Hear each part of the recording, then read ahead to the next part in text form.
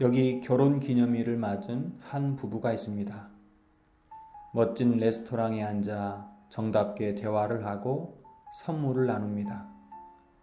남편은 아내에게 장미 꽃다발을 안겨주고 목걸이를 목에 걸어줍니다. 그동안 살아온 날을 추억하며 서로를 격려하고 사랑을 표현합니다. 이 부부는 더할 나위 없이 행복한 부부입니다.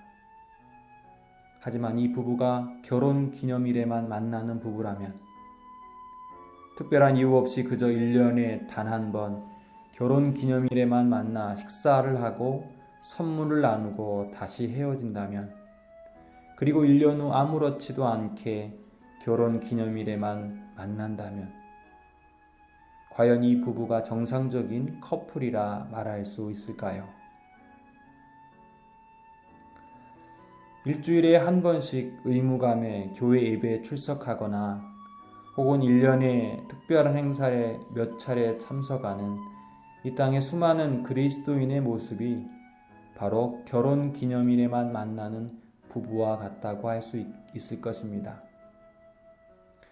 이들의 문제는 무엇입니까? 바로 사귐이 없다는 것입니다. 부부란 때로는 서로의 의견이 다를 때 부부싸움도 하다가 서로 화해하며 서로를 깊이 이해합니다. 미운정 고운정 들며 함께 광야와 같은 세상살이의 동반자 되는 것입니다. 이 과정에서 서로에 대한 신뢰와 사랑이 깊어지는 것입니다. 우리 그리스도인의 신앙도 마찬가지입니다. 우리는 보통 사귐 또는 사귀다라고 할 때 이성 간의 연애로 한정지어 이 단어를 사용하는 경향이 있습니다. 그러나 요한일서 1장에서 사귐이란 매우 폭넓은 의미를 가지고 있습니다. 영어에서는 fellowship이라고 번역했는데 흔히 교제, 친교, 우정을 뜻하는 단어이지요. 헬라어 단어로는 코이노니아인데에 한 번쯤은 들어보셨을 것입니다. 이 코이노니아라는 단어는 우리말의 사귐, 또 영어의 fellowship이라는 단어보다 매우 다양한 의미를 지니고 있습니다.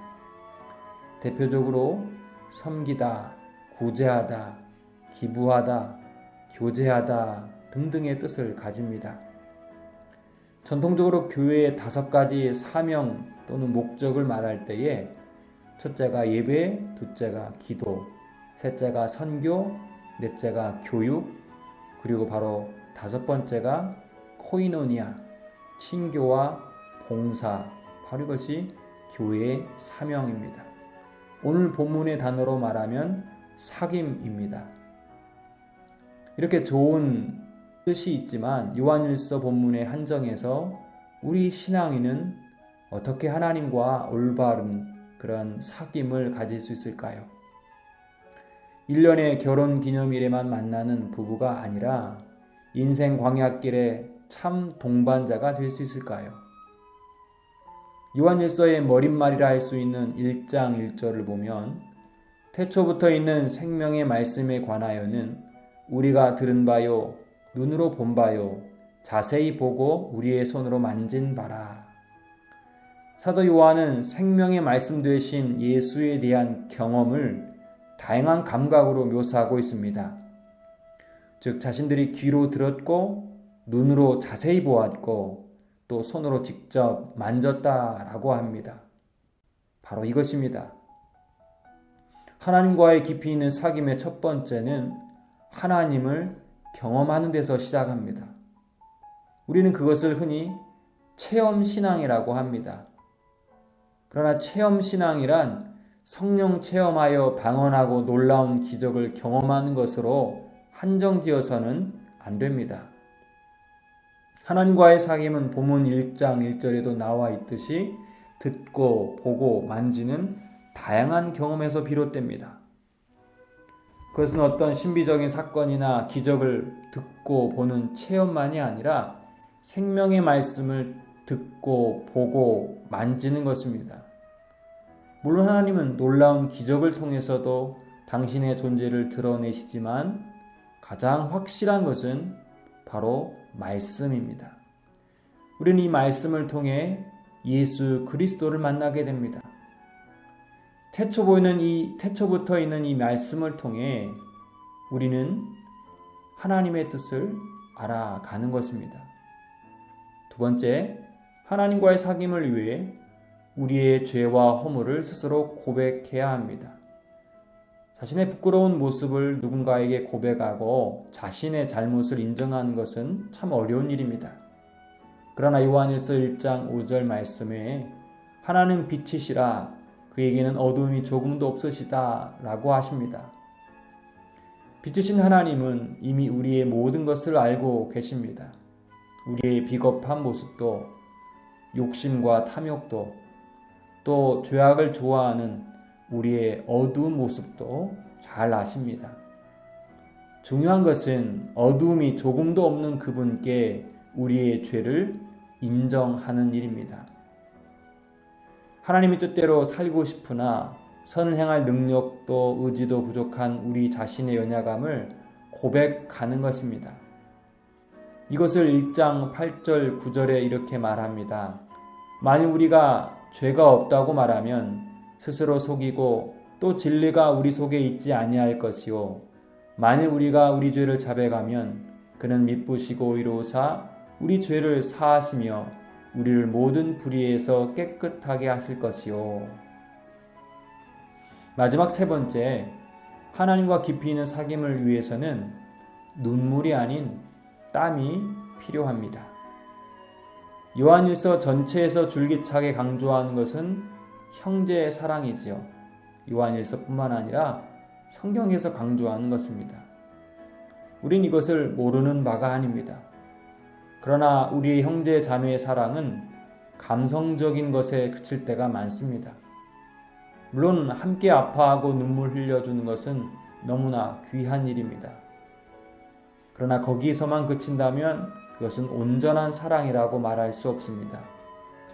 우리는 그들을 위해 눈물 흘려 기도해야 하지만 땀도 흘려야 합니다.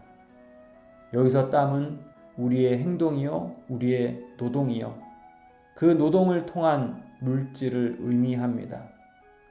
감성적인 눈물에 그치지 말고 나의 땀으로 동반되는 구체적인 행함과 물질적인 도움을 주라고 말씀합니다. 아마도 이런 생각이 들지 모르겠습니다. 내 가족도 사랑하지 못하고 내 배우자와도 깊이 있는 사귐이 안 되는데 무슨 하나님과 사귐이고 이웃사랑이냐? 라고 말이죠. 이것이 솔직한 우리의 모습일 것입니다. 그러나 성경은 우리가 아닌 하나님 편에서 먼저 우리와 깊은 관계를 맺고 싶다고 하신 것을 기억해야 합니다. 우리가 하나님을 향해 먼저 손 내민 것이 아니라 하나님이 먼저 우리에게 손을 내밀고 계십니다. 그래서 하나님과의 사귐을 위해 제시한 세 가지 방법을 우리는 기억해야 합니다. 비단 하나님과의 관계뿐만 아니라 모든 인간관계에 적용이 됩니다. 경험을 통한 상대방에 대한 지식과 정보, 연약함을 서로 고백하며 쌓이는 신뢰, 그리고 말이 아닌 구체적인 행위로 이어지는 사랑을 통하여 사귐은 깊어집니다. 사귐의 신앙이 하나님과 가족, 그리고 가까운 이들에게도 이어질 수 있기를 바랍니다. 우리 함께 기도하겠습니다. 하나님, 요한일서 말씀을 통해 하나님과의 관계와 가족들, 이웃들과의 관계를 돌아보게 하시니 감사합니다. 우리의 믿음과 사랑이 겉으로만 보여지는 형식적인 사귐이 아닌 보고 듣고 만져지는 경험적인 관계, 서로의 연약함을 고백하며 감싸 안는 신뢰의 관계, 말뿐이 아닌 구체적인 사랑의 행위로 드러나는 깊이 있는 사귐이 되게 하옵소서. 예수님의 이름으로 기도합니다. 아멘.